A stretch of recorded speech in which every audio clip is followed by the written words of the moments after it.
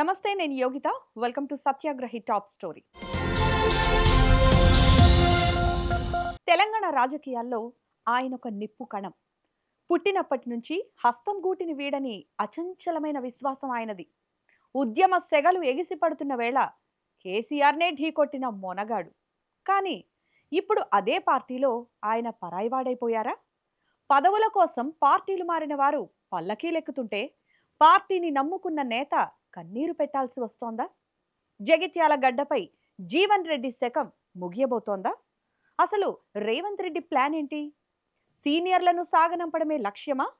విశ్వసనీయతకు వ్యూహాలకు మధ్య జరుగుతున్న ఈ పోరులో గెలిచేదెవరు?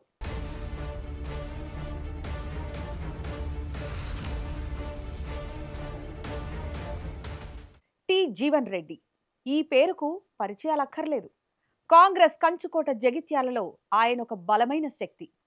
1983 నుంచి రాజకీయాల్లో ఉన్న ఆయన ఎందరో నాయకులు పార్టీలు మారుతున్నా తన జెండాను మాత్రం మార్చలేదు. తెలంగాణ ఉద్యమం ఉవ్వెత్తున ఎగిసిపడుతున్న సమయంలో కాంగ్రెస్ నేతలంతా భయపడుతుంటే అప్పటి టీఆర్ఎస్ అధినేత కేసీఆర్ మీద పోటీకి సై అన్న ధీశాలి ఆయన. అధికారం ఉన్నా లేకపోయినా, పార్టీ కష్టాల్లో ఉన్నా గాంధీ భవనే తన నివాసంగా భావించిన నేత.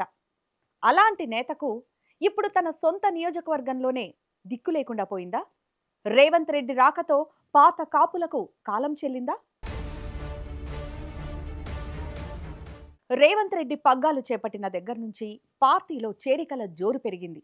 అయితే ఈ చేరికలే ఇప్పుడు పాత నేతల పాలిట శాపంగా మారుతున్నాయి. గత ఎన్నికల్లో జగిత్యాల నుంచి బీఆర్ఎస్ అభ్యర్థిగా గెలిచిన సంజయ్ కుమార్ను పార్టీలోకి ఆహ్వానించడం ద్వారా జీవన్ రెడ్డిని రేవంత్ రెడ్డి తీవ్రంగా అవమానించారనే టాక్ వినిపిస్తోంది. నన్ను ఓడించిన వ్యక్తిని పార్టీలోకి తీసుకోవద్దు అని జీవన్ రెడ్డి మొత్తుకున్నా అధిష్టానం వినలేదు, రేవంత్ రెడ్డి వినలేదు.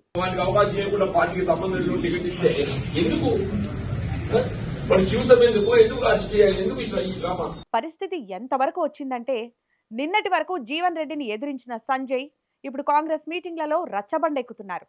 అది చాలదన్నట్టు తాజాగా జరిగిన మున్సిపల్ ఎన్నికల్లో కూడా సంజయ్ వర్గానికే టికెట్లు కేటాయించేలా రేవంత్ రెడ్డి పావులు కదిపారు. ఇది జీవన్ రెడ్డికి రాజకీయ సమాధి కట్టడమే కాదా అని ఆయన అనుచరులు ప్రశ్నిస్తున్నారు. రాజకీయ జీవితం చివరి దశలో ఉన్న ఒక సీనియర్ నేతకు ఇంతటి అవమానం అవసరమా? మున్సిపల్ ఎన్నికల తర్వాత జీవన్ రెడ్డిపై చర్యలు తీసుకోవడానికి కూడా రేవంత్ రెడ్డి సిద్ధమవుతున్నారన్న వార్తలు కాంగ్రెస్ శ్రేణులను విస్మయానికి గురిచేస్తున్నాయి. దాదాపు ఆయన్ను పార్టీ నుంచి సస్పెండ్ చేసినట్టే అని కాంగ్రెస్ నేతల్లో గుసగుసలు వినిపిస్తున్నాయి.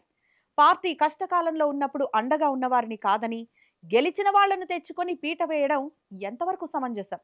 రేవంత్ రెడ్డి మార్క్ రాజకీయాల్లో విలువలు మాయమై ఓటు బ్యాంకు మాత్రమే మిగిలిందా? అధిష్టానం కూడా ఎందుకు మౌనంగా ఉంటోంది? మన పచ్చని పార్టీ శాసన పక్కన పిలుస్తుడు పెట్టుకొని మన అంతర్గత సమావేశం స్థానిక ఎదుర్కొన్న అంశంపై ఎట్లా చర్చిస్తామే? జగిత్యాల పులిగా పేరున్న జీవన్ రెడ్డి కంట కన్నీరు పెట్టిస్తున్న ఈ పరిణామాలు రేపు కాంగ్రెస్ పార్టీకి ఎలాంటి సంకేతాలు పంపుతాయి?